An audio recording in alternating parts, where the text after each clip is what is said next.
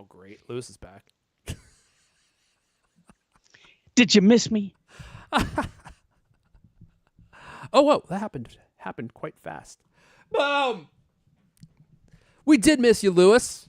Welcome back. Thanks. Where were you, by the way? I was in... Griffin had no idea.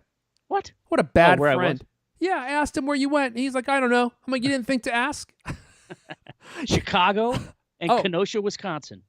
Kenosha, Wisconsin. Went to Kenosha for a wedding. Okay. And how was Chicago? Well, I was only in Chicago for like, I don't know, the night when I flew in, and then got an Italian beef delivered. That was awesome. You get an Italian beef delivered. Uh-oh. Familiar with the Italian beef sandwich? Okay. I was going to say, do I even want to ask what's going on? Oh, well, look, you've been gone for a week. Maybe you forgot the tone of this show, but there's some things we keep to ourselves, Lewis. So that was great. You know, we spent the afternoon with some friends of my wife's, and then we drove up to Kenosha. We were driven up to Kenosha, which was nice. Wow. And traffic, you won't believe it, but traffic in Chicago, nightmare. Not good. And Kenosha was fine. Yep. Still standing. Yep. Love it. Wedding was awesome. Oh, cool. Went back to Chicago. We spent an afternoon in Chicago. Got some deep dish Chicago-style pizza. Then we got on a plane and flew home. Oh, man. Did you cut up the rug at all, that wedding? Half a slow dance. Lewis Wallace style? Jamming out on the floor? Yeah, right. Uh-huh. Nothing? No. Oh, man. You know, I love dancing at weddings. Really? It's one of the few places where I'm like, yeah, let's get out there and cut it up. But I also like dancing with my kids. Like, that's always fun to like dance with my kids. Yeah. So that kind of helps. Because when you're dancing with kids, like, they don't know what they're doing. So you're gonna look stupid no matter what, you know. And you're like, you know, doing like the little kid shuffle and like twirling them around and stuff. And everyone's like, oh, what a great guy. That's the only reason why I do it, is for the accolades of others. I'll tell you what, man. I wish I had an Italian beef sandwich right now. What? Okay, we're gonna have to talk about this later. You're not familiar with the Italian beef? No, man. You seem to have a strange obsession with the Italian beef, which look, whatever does it for you. Italian beef cake. Right. Did you ever watch The Bear? Oh boy, here we go. Did you? Did Leonard Katie introduce you to that show? Oh, no, I don't. I don't know. I don't have any familiarity about bears. Buster Honey was the closest I ever got. Oh, jeez. Yeah. Wow. We're learning so much in this episode about Lewis's sick, twisted past. Is it a show? Like with Bear Grylls or something? You've never heard of it? Never seen it? No. It just got nominated, I think, for the most Emmy Awards. Really? Yeah. Okay. Yeah, I've never even heard of it. I think it's on Hulu. All right. Take your word for it. Look, Lewis, should we get this thing rolling? I feel like without Griffin here, we can just be the real authentic us. You know, it's like when you have Griffin here, you know how like you have kids who are with their parents and like their parents are trying to have fun and the kids are always like, Mom, Dad, stop, you know? And now that he's gone, all bets are off. We can just let it fly. We'll probably crash again, but this time because of YouTube taking us down and not just the app. But yeah, I was sitting at the airport ordering a glass of wine when and looking at the thing, and then I saw watching the podcast, right? And it's crap right Lots out. Of technical issues during that show. Oh man, I forgot the tweet action. Of course. We'll see if anyone even shows up for this. It's summertime. Well, after last week. I know. And also, these news stories, while exciting, I don't know if they're going to bring them all in. I'll be honest with you. Come on now. But we'll see. It doesn't matter. Like I told Griffin, it doesn't matter what the stories are because we bring the magic. It's about anything, right? Oh, my God. I looked at Twitter for a second, and I see like a naked Danny DeVito. What the... You are just the digging... Mac account follows some really ridiculous things. What? You are just digging yourself deeper and deeper and deeper. Shout out to MacBook Foam. Shout out to Anth Towers. Shout out to Betty Reyes. They're all here. They're demanding that the show begin, Lewis. So I think we should get this thing rolling because I got to be walking out of here in 45 minutes. I don't know if you know that. We have vamped ourselves off an entire show. Oh, great. So let me go and queue up Mrs. You Know Who. Oh, Mrs. D. My dear. Oh, Mrs. D, you sound excited today. Oh, yes, my dear. Did I hear someone mention a bear? Oh, no. Mrs. D, look, I'm going to stop you right there. Because I don't want to know what you're doing with LK in the comfort of your privacy of your own room. Well, my dear, I make him wear a ball in his mouth with the leather straps. Oh, no, Lewis. What? Bring out the gimp. Oh, no. I want to watch Pulp Fiction. This is precisely your fault, Lewis. You've been going down this road for the entire episode. Let's go ahead, Mrs. D, if you don't mind. No one wants to hear about that ever again. That's an image Put a cork in it. Been seared in my... Please, don't say that to her. That can only take us further into a place we don't want to go. It could lead to a medical emergency. Don't give her any ideas, Lewis. Oh, boy. Oh, my goodness. All right, look. When the grift's away, the gents will play. I just made that up. And let's go ahead and get this thing rolling. We got a lot of show to do, and I got to be walking these sweet buns out the door in 46 minutes. Not enough time. Not enough time. So we'll get the music going. We'll get started in 3, 2. Hello, and welcome to the CultCast, the best 30-plus minute Apple conversation you're going to hear all week long. I'm your host, Airfun Elijah. Join me today. He was gone last week, and now D. Griffin Jones is nowhere to be found this week. He swears he has nothing to do with it, but I heard Ohio County Police, they're not so sure. And there's a full investigation underway. He's the managing editor of Cultamac. Lewis Wallace is here. Technically, it would be the county sheriff's office. Be honest, Lewis. Did you find him? No comment. The ghillie suit, the preparation, the bedroom escape hatch, none of it helped. None of it helped when he woke up and he saw your bloodshot eyes staring at him from over the bed and those little fingers grasped on. I'm sorry, little fingers. Well, when they're little, they're more powerful. You know? It's like a little grip action, like a little talons. Like a little rat holding onto a piece of cheese. No way you're going to get that thing out of its little hands. Yeah, Griffin's out this week. Isn't he? He's in jolly old England this week, isn't he? I think that's where he said he was going. Yeah, it looked like he was in the airport right now. I don't know if he's made it to England yet. He might even be listening. Keep an eye on the chat. Might be at Columbus International Airport. With the other 100 people waiting to depart on their flights. Hopefully the crowd strike doesn't get him. Oh, jeez. I know. Well, we just barely missed that. We got in Thursday night. It all went to crap on Friday. You lucked out big time. So a couple of quick points of order, just real fast. Yes, we crashed last week. Let's hope it doesn't happen again. I was trying to adjust Griffin's camera angle on the fly, and the whole thing froze and bit the dust right there. And that was it. We couldn't get back into the live stream. I think it was a bug in our streaming software, which I updated right before we went live. So fingers crossed. Let's hope that doesn't happen again. What could go wrong, right? Yeah. Nothing like a last-minute update. Yeah. Lewis is running a new cutting alpha version of Mac OS. I'm on Windows 12 alpha. What could go wrong? It's all going to go great. Also, next week, probably no live show. We may actually have no show at all. I'm going to be out of town, and so we can't do a live show with me gone, at least not currently. We probably need to figure that out. And so Griff's going to be back, and Lewis might do an audio show. We'll see. I leave it to you. If you guys want to do it. So we may have no show next week, but we'll pick up the following week. And then I'm going to have some time off in September, too. So we're going to have to figure that part out. I'm going to Disneyland, so nothing can stop you.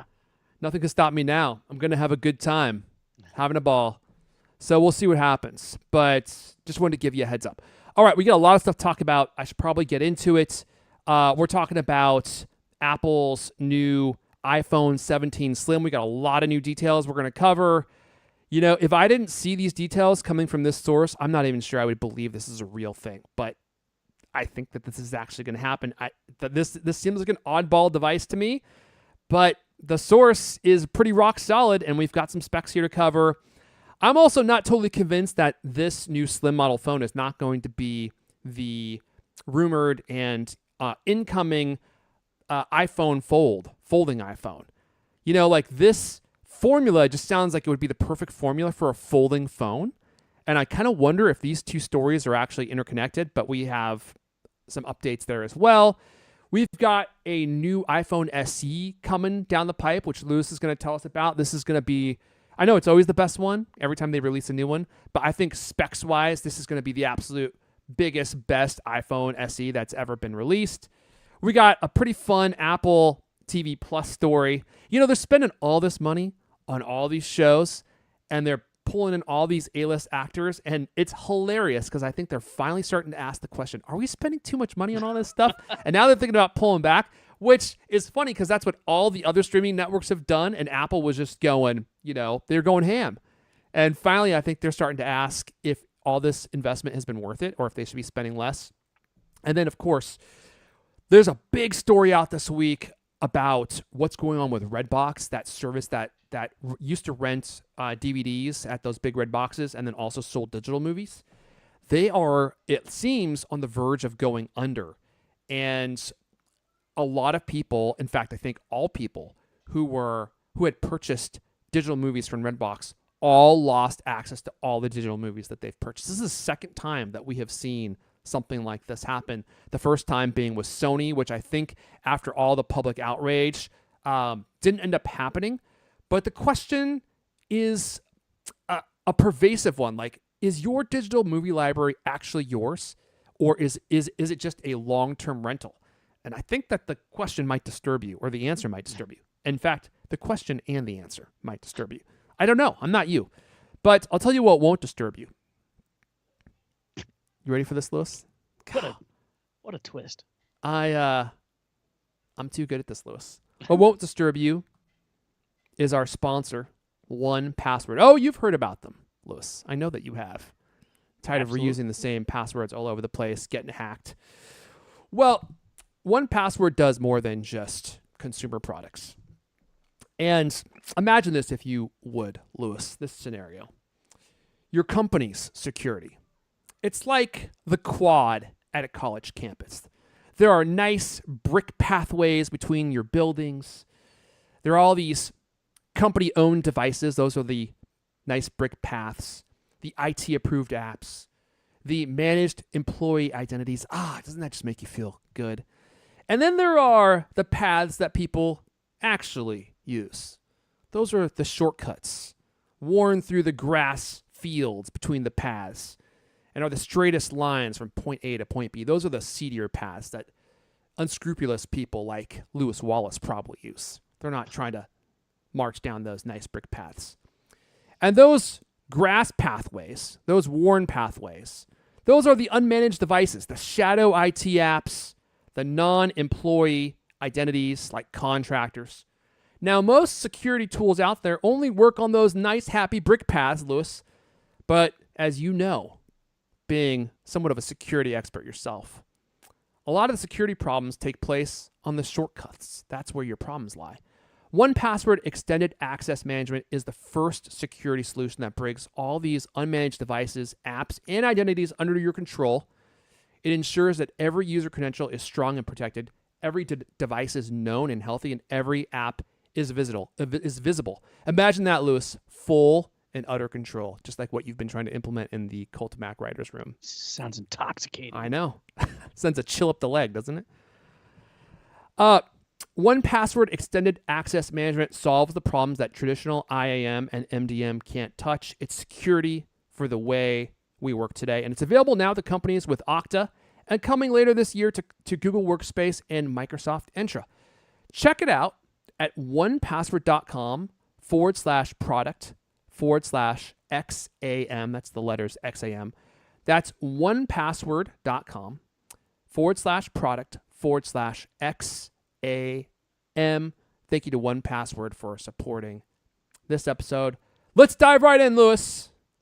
Some would say that we're already in. So I'll pass the baton to you. Let's talk about the new iPhone 17 Slim that looks like it actually might be a real thing. Yeah, the headline on this is iPhone 17 Slim, and of course that's in quotes because we don't have any idea what this might actually be called, but it could become Apple's new premium handset. Very exciting. We keep getting rumors about not this year's iPhones, but now next year's. We've like leapfrogged the entire thing. Everyone's already over the iPhone 16. That is an interesting observation. We almost never talk about it. It's crazy. But these rumors keep coming out, and supposedly this iPhone 17 Slim or whatever they decide to call it, iPhone 17 Air, whatever. Oh, I like. You know what? I bet you that's it, Lewis. The iPhone 17 Air. That makes way too much sense. Yep. Supposedly, Apple's developing this thing. Supposedly, slimmest iOS handset ever. First came to light this spring. We've been hearing these weird rumors about it. Many specifications leaked out over this weekend that come from an interesting source, a tipster. I love that word, tipster, known as Ice Universe.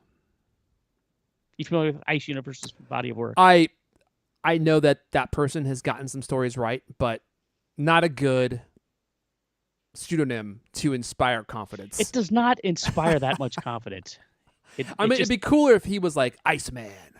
Every time I read it, I just think Ice Ice Baby and 15 seconds of doon doo doo doon doo doo doo doo. Dude, you know what is funny? Small tangent here. Vanilla Ice is all over TikTok, and I keep seeing videos of him showing his car collection, and dude, that dude is rolling in it. I don't know if he's still making money or if he just made so much off Ice Ice Baby that he was just set for life, but I think he still tours and stuff and is still popular. I thought Suge Knight, when he was hanging him over the railing by his feet, got him to sign over like his music rights or something like that, but I guess not, because Suge's in the pen and Vanilla Ice is living large, man. He's got like a Jay Leno level collection of cars. Wow.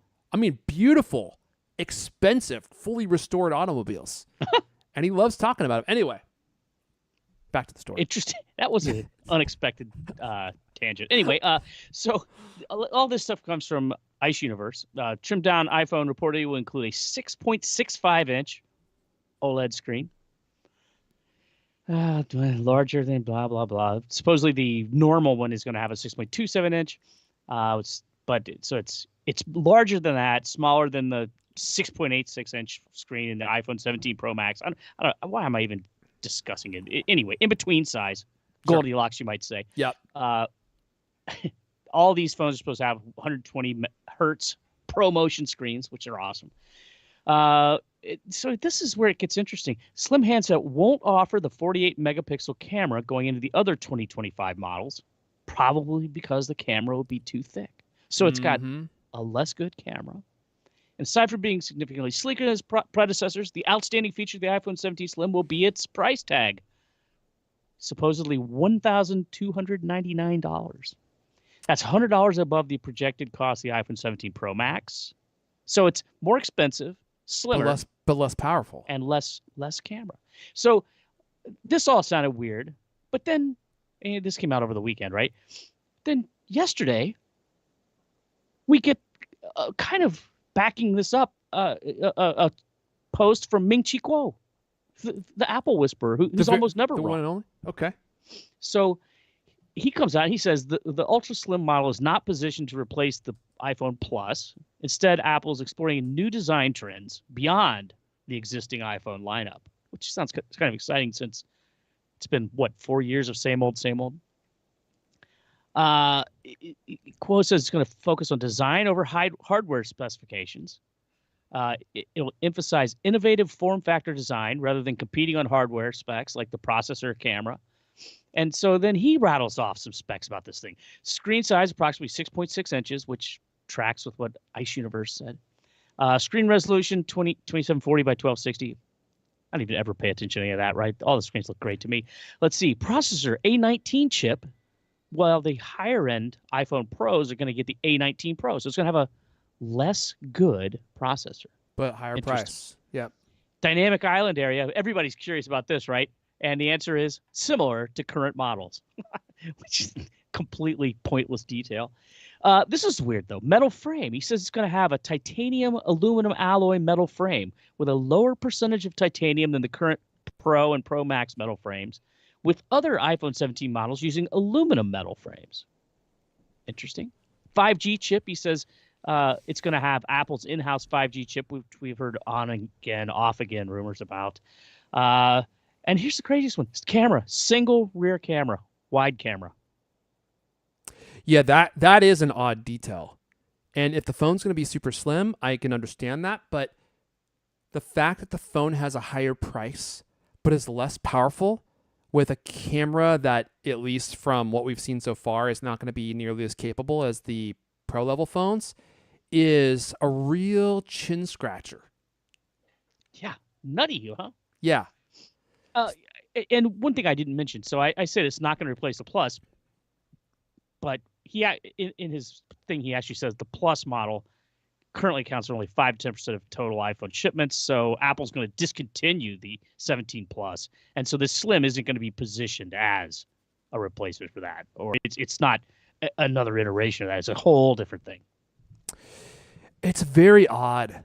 I mean, if they were positioning this as like a mid-tier device, that would make more sense, because then there would be like the low-tier devices, the mid-tier, the high-tier, which you could argue already exists with their current setup. Although I think if you had like a real mid-tier device, it would allow them to make the lower-end devices cheaper with less features, and then the higher tier even more expensive, which is probably why would they want to do that.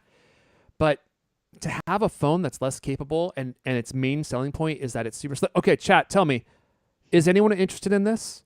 A super slim iPhone that is less powerful and has a less capable camera and fewer cameras than the pro level phone, but it's more expensive. Something seems off in this story.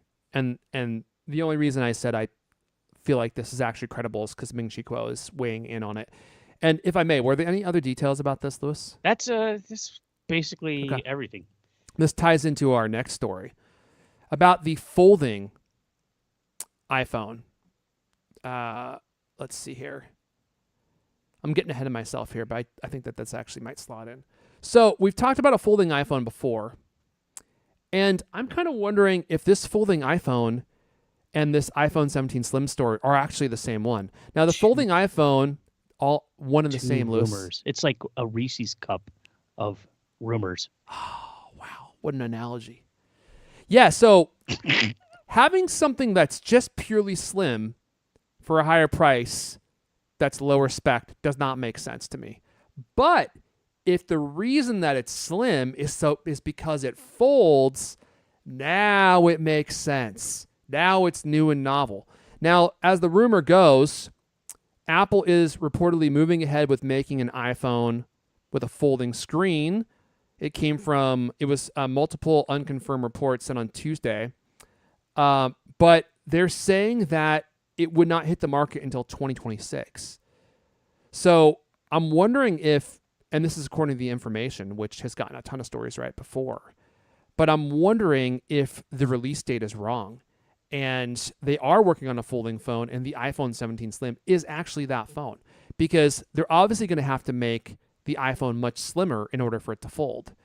And if you had a phone folded with a less capable camera and a less powerful SoC, because it had less battery power, smaller battery, because it has a smaller battery, like, that's not something people would be interested in unless it had some cool marquee feature like, oh, the dang thing folds. Now people are interested. Like, they don't care about the camera as much. They don't care about the power as much because it's going to be a folding phone. I don't know. But it's one of the weirder rumors we've heard. And I can't imagine that Kuo would say all this stuff and leave out, oh, and by the way, it folds. But, maybe it is what you're saying. Like, it's like little pieces are coming in from different sources stuff.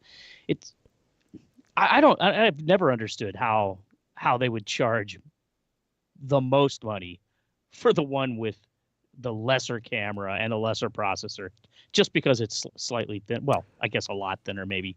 I saw some mock-up that showed it. It was like, oh, much, much thinner, right? But I mean, I guess it'd probably be lighter. Maybe it's so much lighter and thinner. That's another thing that has gone missing from these descriptions of this phone is the weight. To your point, quite odd.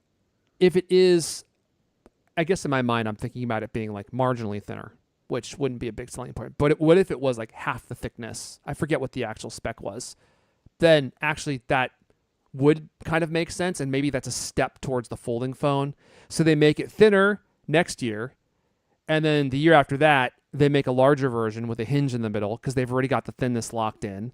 Yeah. And now you have this phone that's kind of like the best of both worlds. It's thin, but it also has a huge screen, and it folds, so it's actually compact. I don't know. We're just thinking out loud here.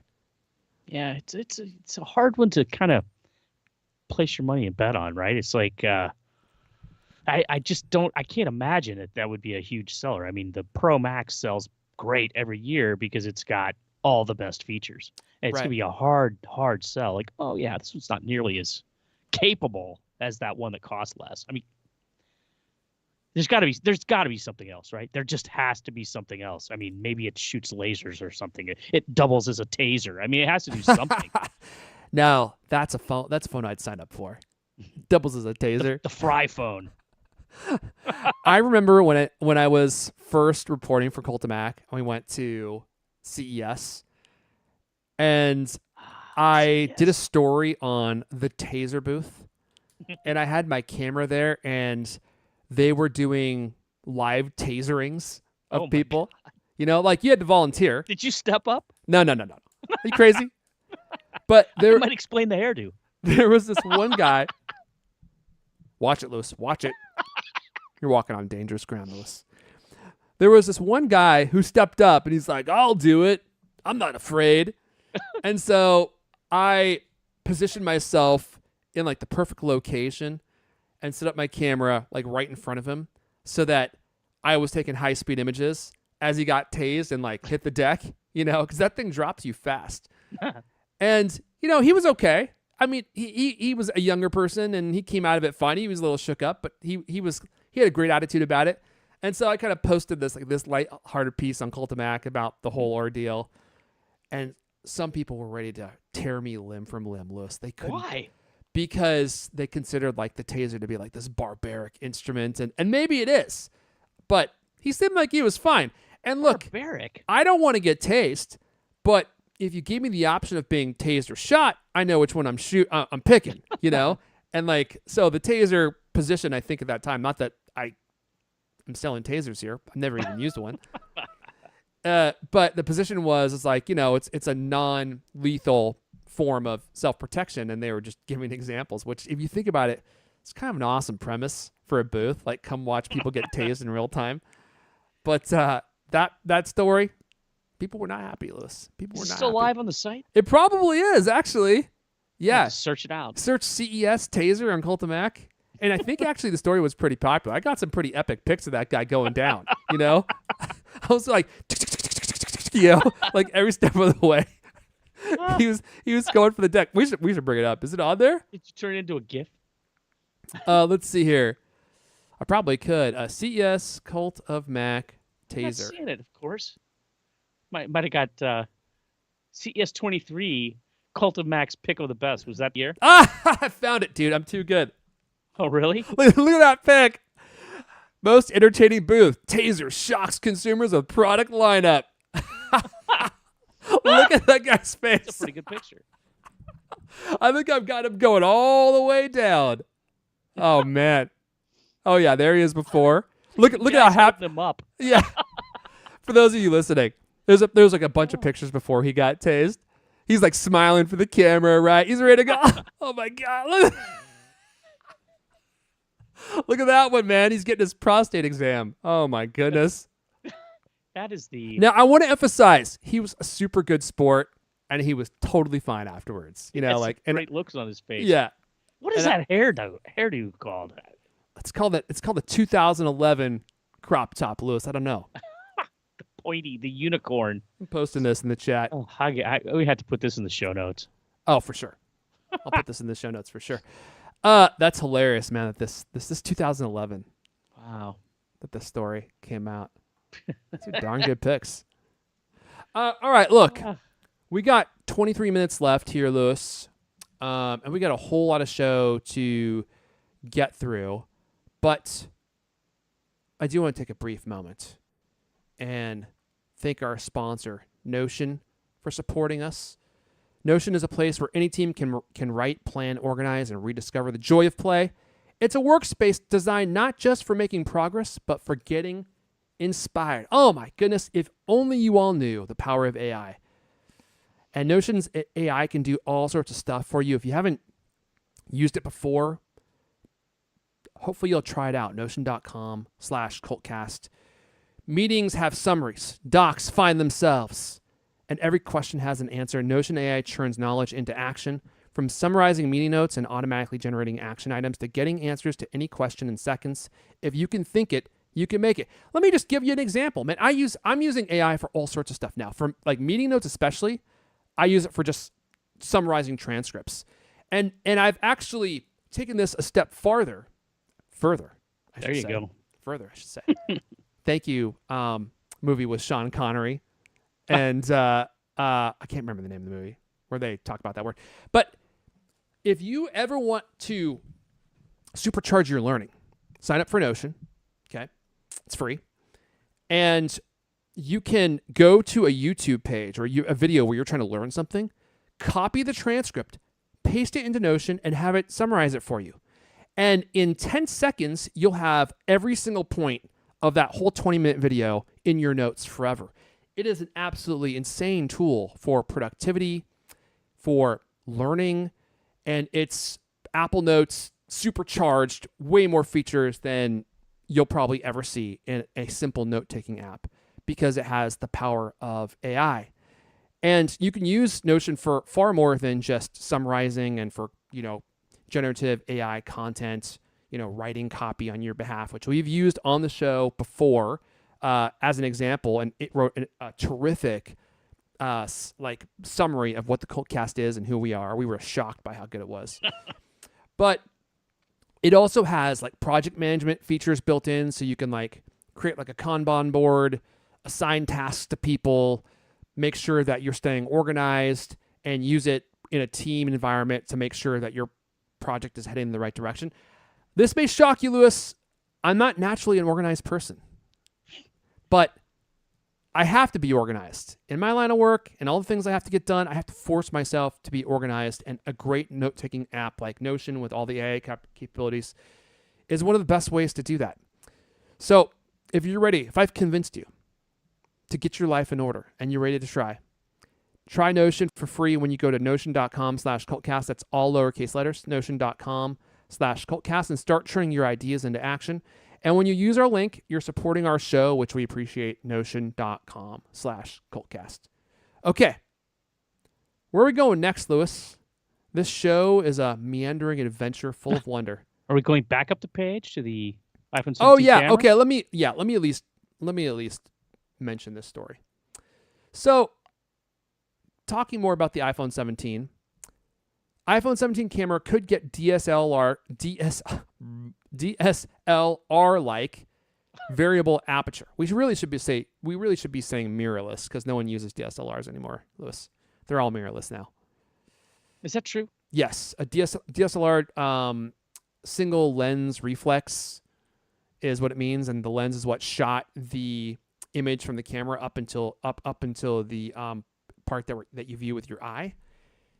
I think that's how that worked, and mirrorless doesn't do that anymore, so you should just really call it mirrorless, but whatever. Okay. Small detail, but get your act together.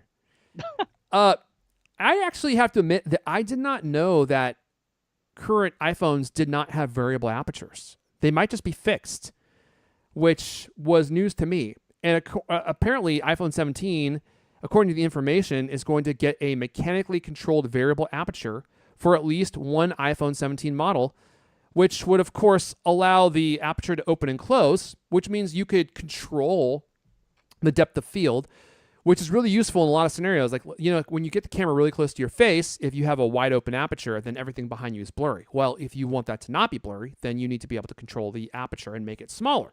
And then you get greater depth of field, so everything, behind you is in focus, which is something that, filmmakers often want to do. And then also it allows you to control how much light hits the sensor, which is one of the best ways to make sure that you're not getting too bright of an image or too dark of an image, because what you need to be fixed oftentimes is the shutter. Like what you don't want to do to control how much light hits the shutter in a movie situation is reduce your shutter speed or increase your shutter speed. You want to leave that pretty much the same and then change your aperture or your ISO. If you can't tell, when it comes to cameras, I know a few things, Lewis. You're the camera guy. Camera king. Some people call me the camera camera king. Oh. With 2 Ks. Camera king. It's this whole thing. I mean, I haven't actually ever had anyone call me that, but they could, and I wouldn't mind. And sometimes I think that I should do like a camera YouTube channel, but I don't think anyone cares about cameras anymore. I mean, there are some, don't get me wrong. I love cameras. I follow camera news, but not nearly as popular as like so much other technology where you could actually build like a thriving YouTube channel. I digress. Yeah. You got more to say about that? I was thinking about it, but then you interrupted me and I lost my whole train of thought. Of So the course. things just... Well, so is there any chance that this is the camera that goes in the super slim iPhone and somehow it's actually better? That would be interesting. So it would get a variable aperture, but lose the multiple different cameras. Is there any way that, I mean, does anybody even really care about that so much? I mean, aren't the cameras so good and the digital stuff that happens in the background so effective that a normal person doesn't care or even want? Like, I mean, are they talking about this giving you more control, or just it automatically uses the different aperture sizes to? I don't know. Well, you could probably control it manually, and it does help in photographic situations. But I think the more powerful use case is in a video situation where you need to control light, and that's when, or you want to control depth of field. That's where it would be a lot more useful to. But yeah, they already do so much of that with software.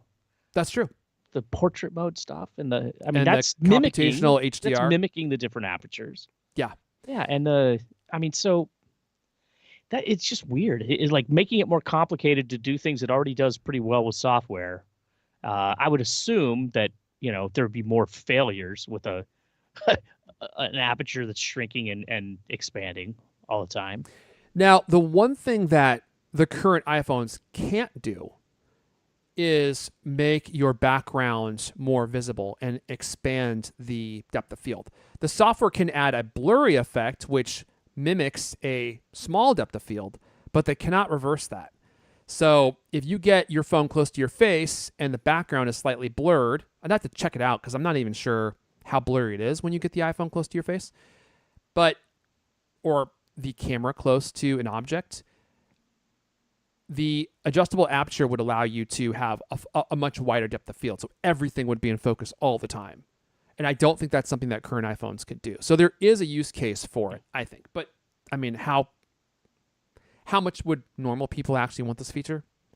Probably not many. But, it's one of those things that... You'd like to pay more for this. Well, it's going to be part of a suite of upgrades, Lewis. Like easier breakability. Lower battery life. Yeah. There was zero indication that that's what this is headed for, right? Just to be clear, this is just us pondering the possibility, right? Because it just said in some iPhone 17 model, I believe. That's true. Well, look, we've got 14 minutes left before I have to be walking out the door. I'm sorry. I know. I it's become a meme at this point. The sweet buns walking out the door meme. And it doesn't always happen, although it feels like it's happening more and more these days. And Lewis and I started really late today, unfortunately, because we were having some technical issues. But we've got 13 minutes. It's going to be a short show, for sure. Do you want to rip through this iPhone SE4 rumor? Yeah, you want to do it real quick, and then we might have time for... as fast as I can. Okay, and I'll skip the purse strings on Apple TV Plus story, because even though that one's fun, I think the Redbox story is actually more important. Oh... Well, let's skip the iPhone SE. No, you want to? Well, I feel like the Apple TV. People can. Okay, iPhone SE 4. This is also coming from Ice Universe. Supposedly, display is going to be 6.06 inches, up from the SE 4's 4.7. That's actually pretty substantial. It's huge. That's a massive upgrade. Other big news: possible OLED panel, which would be the first for an SE. Let's see. Blah, blah, blah, blah, blah. Previous rumors indicated it's going to look like iPhone 14 and run on the Apple A18 chip. Likely to come with Face ID instead of Touch ID. Include a 48 megapixel camera. It's going to be, bigger than the better than the one in the most high end, right? That's crazy. Might support enough more memory, up to 8 gigabytes to support Apple Intelligence. Probably going to go USB-C. And of course, you wouldn't believe this, but all those upgrades and things might bump the price from $429 up to a rumored $549. Supposedly coming iPhone SE4 in spring 2025. Go! But you know what? $549 for a phone with all that stuff is a darn good value, in my opinion. I mean, that's like the perfect phone for most people. You get the OLED, you get the USB-C. It's got the internals. What does it have that the regular iPhone doesn't have? Yeah, I know. Or what is it missing? Yeah. Well, I mean, it's going to be running slightly older. It's slightly older internal components. But for $550, dude, that's a slap your mama price right there. You know what I'm saying? You got to talk about the Apple TV thing because there's at least one statistic in there that was mind blowing. All right, I'll do it real quick, and then if we run out of time, then I'll bump the Redbox story because I do think it's important to talk about your digital movie purchases. I'm not gonna get ahead of myself here. I almost just dived in. You're dangling that carrot. Let's talk about TC. You know what TC's favorite thing to do is? Tighten the purse strings, Liz. Tighten the pennies. Pinching those pennies. And sometimes when he puts on the Vision Pro and he's doing the invisible blueberry picking, he likes to think of that as the invisible penny pinching. That's what he loves to do. I'm going to go ahead and close this story because we're not even going to cover that one. And, I opened up all the stories. There we go. Apple tightens the purse strings on Apple TV Plus. Apple reportedly wants to reduce the amount of money it pours into Apple TV streaming service, and the company also wants to get more bang for its buck. The result will likely be fewer Apple TV Plus shows and decreased spending on marquee projects, plus underperforming series can expect to get canceled more quickly. Ooh. It's just amazing that hasn't been happening already. But I think that Apple is so focused on, let's just do whatever we can to make this thing work that we're going to, it's no expenses spared. No expense spared. Apple TV Plus cost too much to produce. Apple TV Plus launched almost 5 years ago. Wow. And there's been questions from the start over whether it makes financial sense for a computer maker to produce films and TV series. By one measure, Apple TV Plus is doing well. The streaming service recently earned 72 Emmy nominations. No one cares. Its most ever. Only 3 of its rivals earned more. That's a lot of rivals earning more, Lewis. You're in 4th place, that means. Holy moly. Dude, they got 72 and they're in 4th place. They're handing out way too many Emmys. Give me a break. 72 and you're in 4th place? Well, nominations. Oh, nominations. Okay. Well, still, I mean, if you are getting nominations, then those are potential awards that you could walk away. I guess you could have multiple companies nominated more times. Anyway, okay. Never mind. Apple is supposedly starting to question whether it's paying too much for what it's getting. Apple Services boss Eddie Q has been having regular meetings with studio chiefs Zach Van Amberg and Jamie Ehrlich to go over budgets, pushing them to exert more control over spending on projects. Oh boy. The golden days are over. No more just spending whatever you want. It's like that line from Ghostbusters. Eventually, the private sector expects results. Total spending so far on Apple TV Plus is more than $20 billion. Wow. It sank $500 million into The Killers of the Flower Moon, Napoleon, and Argylle alone, and only one of those recent films became even a modest success, according to Bloomberg. Man, that's a thing about these streaming services. It's like you just don't know if a show is actually being watched by anyone. Even shows that become actual hits don't necessarily prove financially successful. Severance is a beloved sci-fi series, but problems behind the scenes mean that it allegedly cost $20 million per episode. And Apple is paying the cast of Emmy-nominated The Morning Show $50 million to do the upcoming season 4. And I just don't know, how do you measure, Lewis, whether a show is bringing people in? How do they attribute new subscribers to specific shows? I don't know. I mean, I guess by how many viewers are watching it. Yeah. That one maybe seem obvious. And I'm sure they have all kinds of statistics that they'll never share with anyone. But yeah, it's weird. And it's so much money. And the whole idea is that it helps sell more iPhones. Interesting. Well, I don't know if that is the idea. I think that used to be the idea. The services used to be a reason to purchase into the Apple ecosystem. But I think TC is completely removed them from that position. Now we have all these people buying iPhones. The iPhones sell themselves. How do we squeeze every last drop of profit from the teats of our consumers? That's why your teats are always sore, Lewis. I told you. That's got to be it. It's TC milking every last decimal of profit out of every person. And with the iPhone diminishing in, I don't want to say in popularity, but in growth, they had to find another way to pad TC's pockets.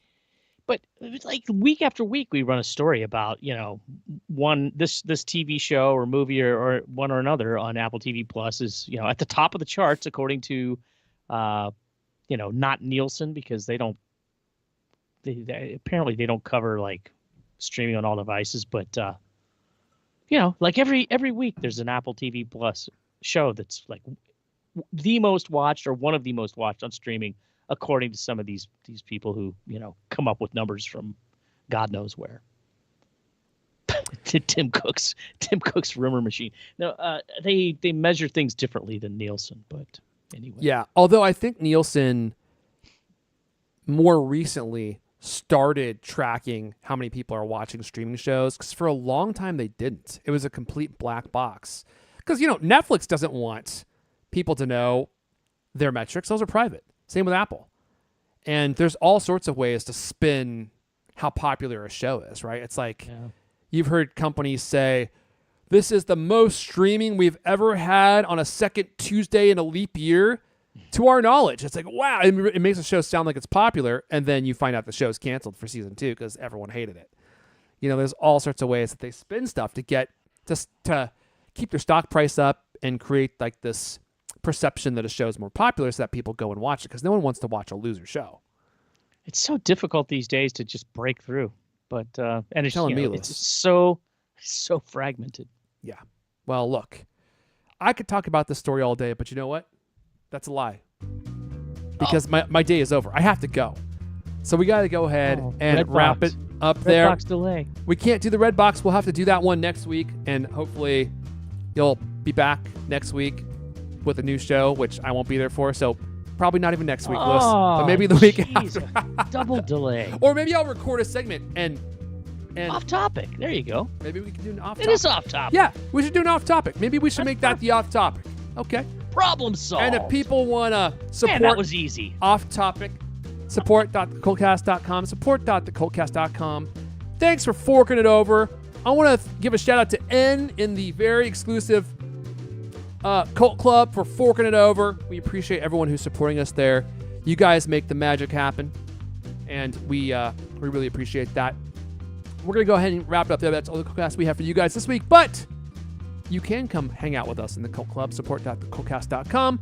I want to thank everyone for hanging out and for listening live, and for listening later. Whenever you listen, we thank you. And we will see you guys.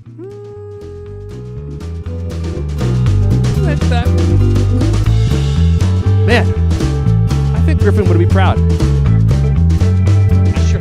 If he's still alive, which I'm not sure, he'd be proud.